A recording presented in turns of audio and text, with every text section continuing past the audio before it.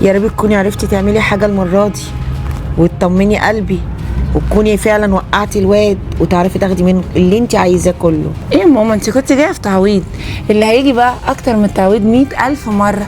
يعني ممكن يجي عربيه، شقه، يعني ممكن تقلب بجواز. ايوه كده اهو كده، انت بنتي قلبي وحبيبه عين امك، كده فرحتيني بجد.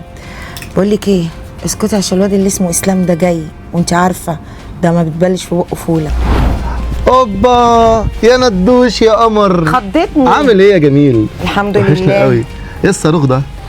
بنتي. لا والله ما قلتش عندك بنت حلوه قوي كده. وانا لازم اقول يا اسلام ولا لا لا ايه؟ لا دي فظيعه. انت جبتها امتى دي؟ ولا قلت لي عليها ولا في جبتها إيه في يا مره ولا إسلام؟ اي كلام من ده؟ في ايه؟ ايه اللي بيجرى؟ خايف عليها مني؟ ها؟ لا اله خايفة. الا الله. مالك يا حبيبي؟ مش فاهمه في ايه يا اسلام؟ عامله ايه؟ هو انت كنت رايح فين يا اسلام؟ مفيش، كنت معدي كده من هنا فلقيتكم قاعدين. السلام عليكم. قال انت ما قلتليش بنتك مرتبطه ولا ايه؟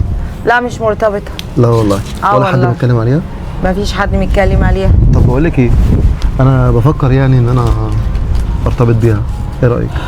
والله ما عنديش مانع، تخش البيت من بابه، اهلا وسهلا بيك. والله انا قدها وجاهز، يلا بينا. خلاص. ولا ابو حميد، ابو حميد، انا يا اسطى قابلت حته بنت دلوقتي. تضرب ليه بالراحه؟ صاروخ. ايه اضرب ايه؟ بقول لك قابلت حته بنت دلوقتي. احي يلا والله، احي بجد صاروخ. اتجوز يعني المره دي؟ جوزي يلا، اشوف بس الدنيا فيها ايه الاول. طيب. حاجه كده يلا، هي بنت صاحبتي اصلا يخرب بس بيت حماسك البنت بالراحه. فشيخه بجد. طب تعالى مش عايز عرفني أقول لك عليهم عاملة ونشوف إزاي. الناس دي. يلا بينا يا اسطى، يلا.